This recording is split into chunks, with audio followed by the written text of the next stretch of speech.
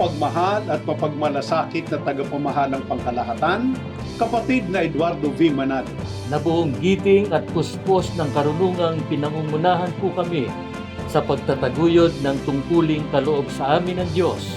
Kayo po ang aming inspirasyon upang mapatibay ang pananampalataya ng mga kapatid at maipalaganap ang mga aral ng Diyos sa marami pang mga tao na maaabot ng ating himpilan.